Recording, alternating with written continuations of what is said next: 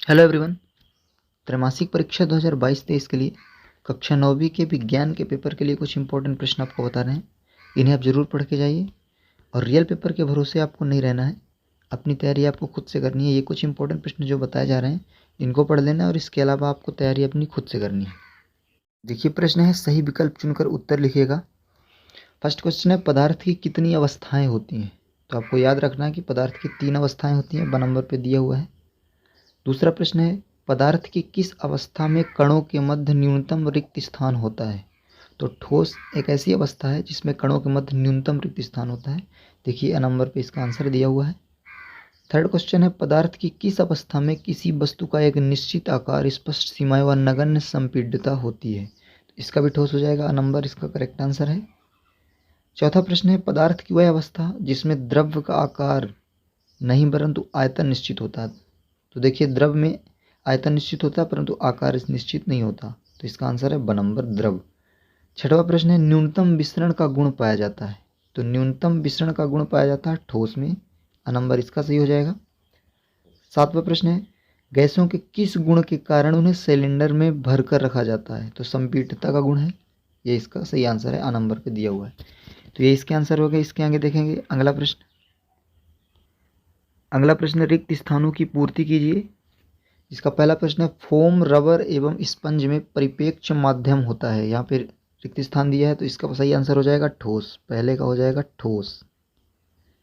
दूसरा प्रश्न है, मिल्क ऑफ मैग्नीशियम में परिक्षेपण माध्यम क्या होता है? तो इसमें द्रव हो जाएगा, दूसरे का द्रव है, पहले का ठोस था और दूसरे का द्रव हो जाएगा।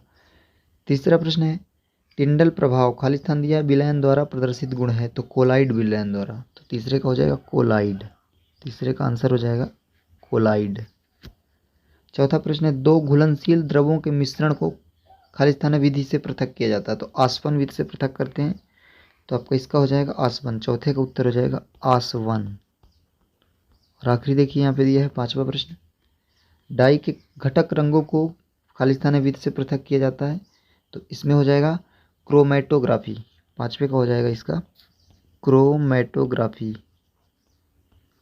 क्रोमेटोग्राफी। तो ये आपके खाली स्थान जो थे, रिक्त स्थान, इसके आंसर हो गए। इसके आगे अगला प्रश्न देखिए। इसके आगे सही जोड़ी मिलाई है, दो कॉलम दिए हैं, इसको मैच कराना सही आंसर से। तो फर्स्ट है यूरेनियम। यूरेनियम क्या है? परमाणु भट्टी, द नंबर इसका हो जाएगा। कोबाल्ट, कैंसर का उपचार, स नंबर पे दिया हुआ है। घेघा रोग आयोडीन कमी से होता है। तो देखिए, ब नंबर पे आयोडीन दिया हुआ है, तो इसका हो जाएगा ब नंबर। कैल्शियम एवं आर्गन और प्रोटियम एवं ड्यूटेरियम, तो देखिए कैल्शियम एवं आर्गन जो है वो समभारिक है और प्रोटियम एवं ड्यूटेरियम जो है वो समस्थानिक है। तो इसका नंबर हो जाएगा। तो इसके आंसर हो गए। इसके आगे कुछ प्रश्न देख लीजिए जो आपके 2 अंक और 3 अंक में पूछे जाते हैं, उनको भी तैयार करके जाना है आपको। और ये रियल पेपर नहीं है, रियल पेपर के भरोसे आपको रहना भी नहीं है, अपनी तैयारी आपको खुद से करनी है। ये केवल आपको कुछ इंपॉर्टेंट प्रश्न बताए जा रहे हैं जिन्हें आपको पढ़ लेना है। देखिए, प्रश्न है कुछ, ठोसों की अपेक्षा द्रवों में विसरण की दर अधिक क्यों होती है? गुप्त ऊष्मा किसे कहते हैं? संलग्न की प्रस्तुत ऊष्मा किसे कहते हैं? ऊर्ध्वपातन पढ़ लेना है आपको, इसका एक उदाहरण।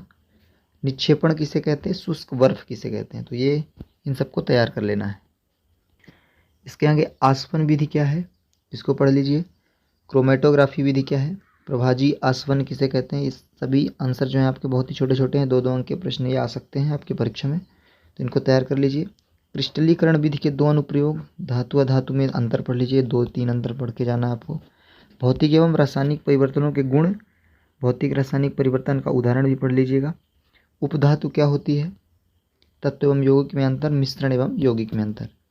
इसके आगे थॉमसन का परमाणु मॉडल लिखिए, तो थॉमसन का परमाणु मॉडल पढ़ लेना है। रदरफोर्ड के परमाणु मॉडल के 2 कमियां हैं, इसको भी तैयार कर लीजिए।